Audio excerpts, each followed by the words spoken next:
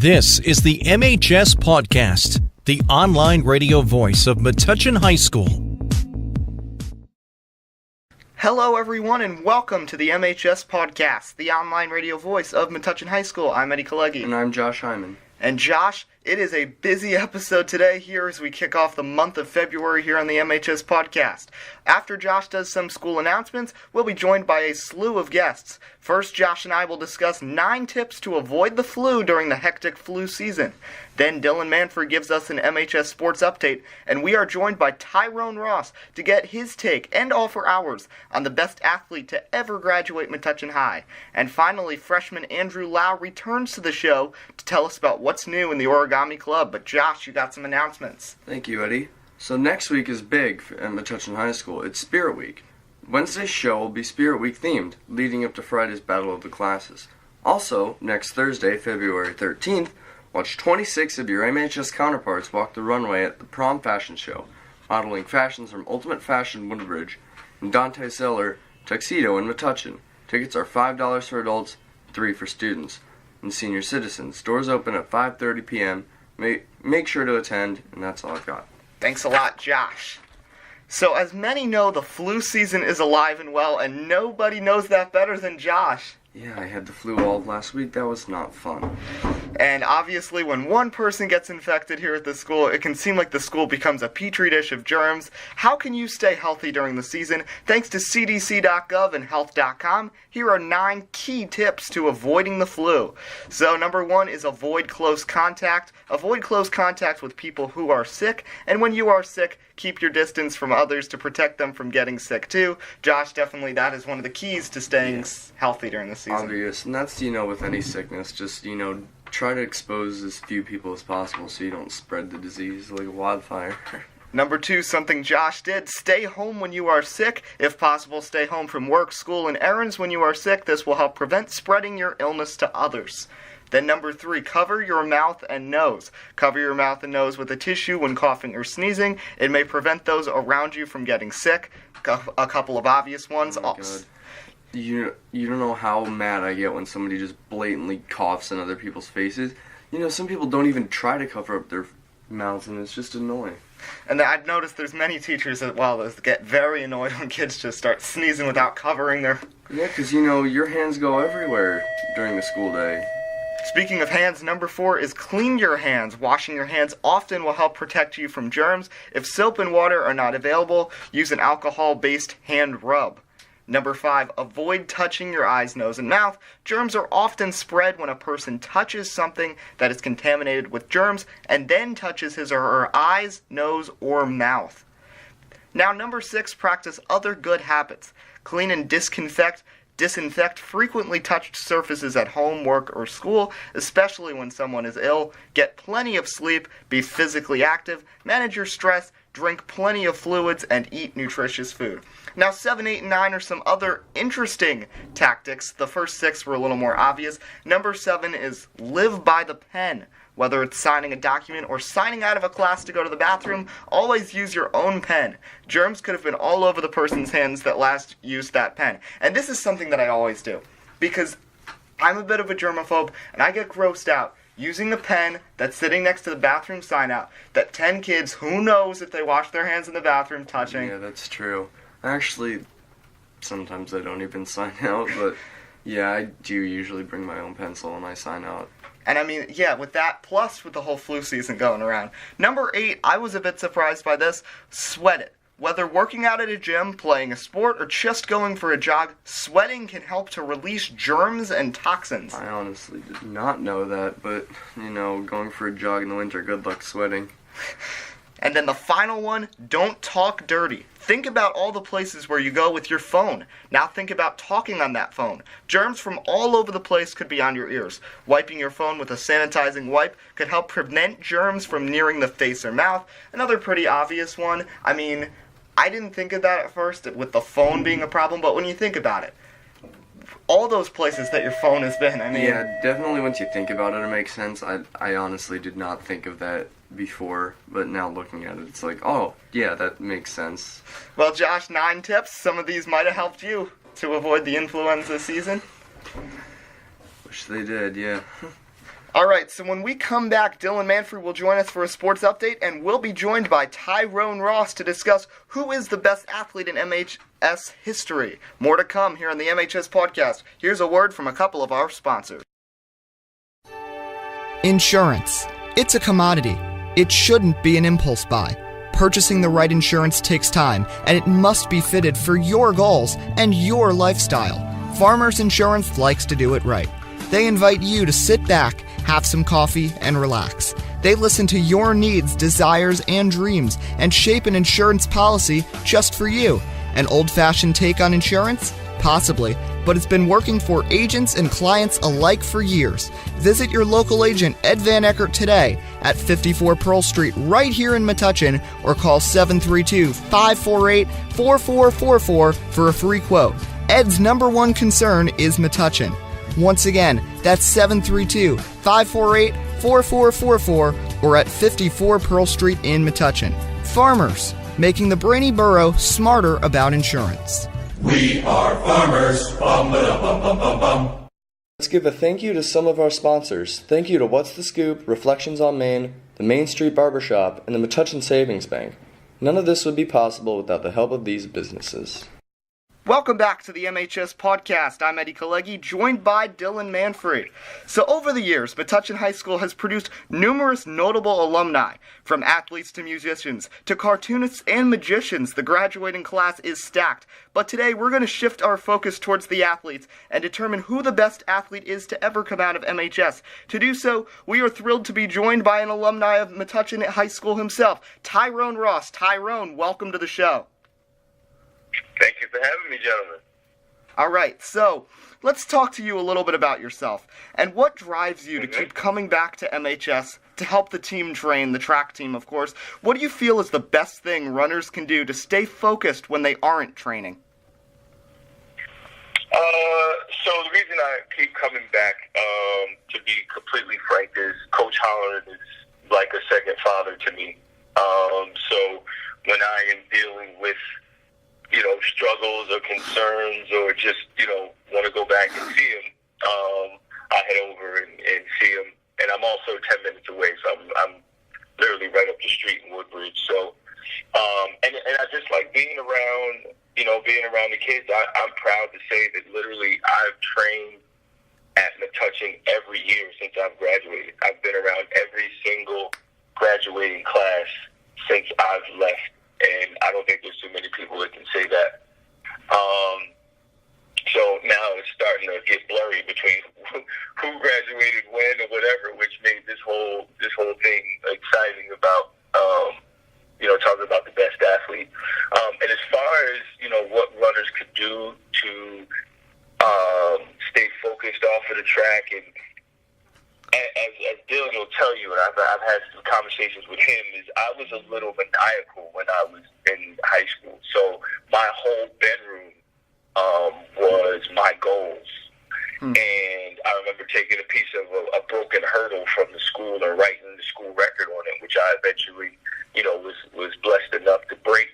But I think one of the things that you can do, and it's funny, I would have given this answer differently a long time ago, but now I think the best thing that you could do, and I can't believe I'm about to say this, is actually get away from it. Just go do other things. Get away from the sport. Don't think about it, because I could have this argument with people or debate, but I think track mentally is the hardest sport that anyone can do. Mentally, not physically, but I think mentally it breaks you down. So I think to get away from it, go have some fun, be with family, find another hobby. So this way, when you come back to it, you're fresh and ready to focus on, stepping in between those white lines. Very interesting. Yeah, you definitely got to prevent the burnout. You can't burn out after 4 years if you really love this. If you really love this sport. Absolutely. All right, so now let's shift our focus to really why you're on and how we came to talk about the MHS historic athletes. So I know you were talking about it on Twitter with some of the other MHS alum. How did this debate really first get brought up, and what made you think about the best athletes in MHS history? I'm going to tell you exactly what made me think about it. I was on Instagram, and I saw DeJuan Miller post that he was retiring, essentially. He was no longer going to play football. He was retiring from the Arena League. And I coached DeJuan in middle school when he was at Edgar. And I remember going to Hollering, and I'm like, this kid is different. You don't see kids like this walking around Metuchen every 3-4 years. Like, this kid is a generational talent. He's like, slow down. Let him get up here first and figure it out. But so we've always had conversations. Those of us who graduated, and obviously you think about the folks who are. And it'll be the same with you guys, right? When you're 4 years in high school, and if you go back to when I was at Metuchen, 8th grade was in the high school as well. So it was 8 through 12. So, but that time, so that's literally 5 years. You come across a lot of different athletes and people who come in before you. So around your time frame that you were there, everyone has their favorite, right? Or the person that was all state when you were there or whatever. So we've always had this debate about whether it should be the most decorated, whether it's truly the most athletic, or who played the most sports, or whatever the case may be. So it was really cool to see that you guys had the podcast. I'm like, it would be interesting to see what you guys thought of what you've heard, around school, and then, some of the things that are said from those of us that have been out and graduated, even going back to Artie Flaherty and Frank Bruno and all those guys. So it was good to get some dialogue from folks. I posted on Facebook last night, and we had some pretty good debate. Yeah, I saw some names come up. Blackshear, who and Melagrana, who you ran with in that 4x4. Even Steve Deppie, who I always see you talking about, on social media with. I know you're very close with him. I think, when I was a freshman, running track, I really looked up to Tyler Velosin and Mikhail Skolnick. The two of them really got me interested in the 400. And then, I ran it. And then I knew about you, Coach Ross, and then you came in and taught me a lot. And, obviously I look up to you immensely. Even now, as... just as a person, you're very an inspirational person, but I think it was those two guys in particular, my freshman year, that I really looked up to. On my end, I didn't know a lot because I'm a freshman, so I ended up doing a lot of research on this topic, and I came down to 3 names. As you mentioned earlier, okay. DeJuan Miller, who played football, basketball, and track here at the high school, and was successful in all 3 sports, and was setting all kinds of records. I've also got to look at Chris Edmonds, the soccer player. She got an invite to the U.S. women's national team, and that is such an impressive thing on its own. And then the final person is Marcus Blakely, who, if many people don't know, he is a basketball player, and he ended up making it, and he did not play in a game, but with the Rockets, he was suited up for a game back in 2012 in the NBA. So those are my 3. Coach Ross, who are yours? Who do you think is the most historic athlete in Metuchen High School history?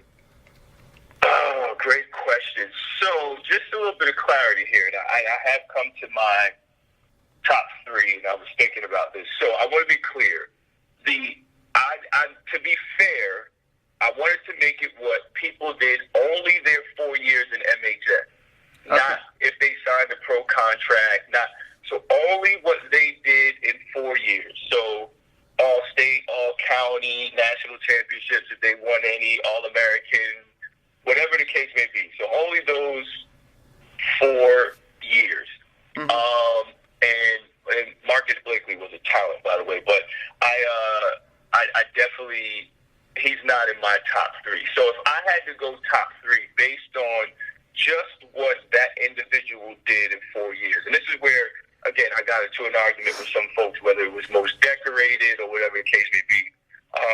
I think without a shadow of a doubt, I think DeJuan Miller is in the top 3. Where people want to place him, it doesn't matter. But, you score 1,000 points in basketball, you break my 200 record, you run the second fastest 400 in Metuchen High School history, which the 400 meters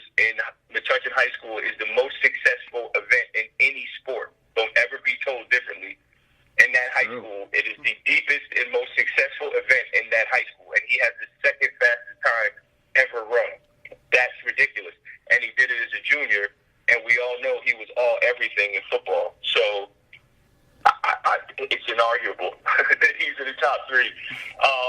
Kristen Edmonds is another one. I actually, again, I saw Kristen run a 58 split on a 4x4 to 400, and she didn't like track. She just did track because it was just something she could do. She wanted to.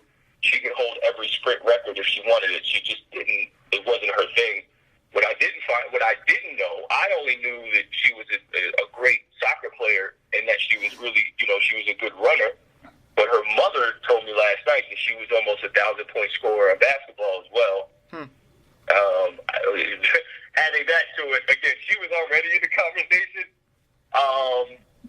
So I think next when you go to 3, I think that's when it starts to get a little dicey. I think Reggie Blackshear, I think, has to be in the conversation.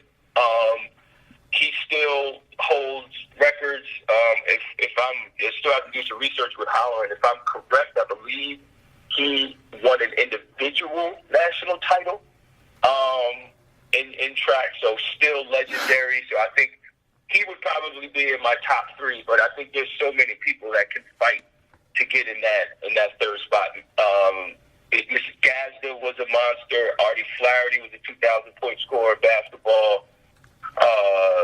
Nick Zanetto was an awesome wrestler. Sean Boyle, who was there when I was there, probably one of the most talented people I've ever been around in my life. Probably the best football player to ever play at Metuchen High School, if you ask me. So many great alumni.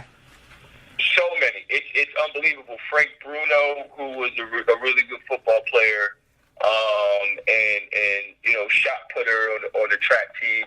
I mean, the list is endless. Jenny Graff was an absurd javelin thrower.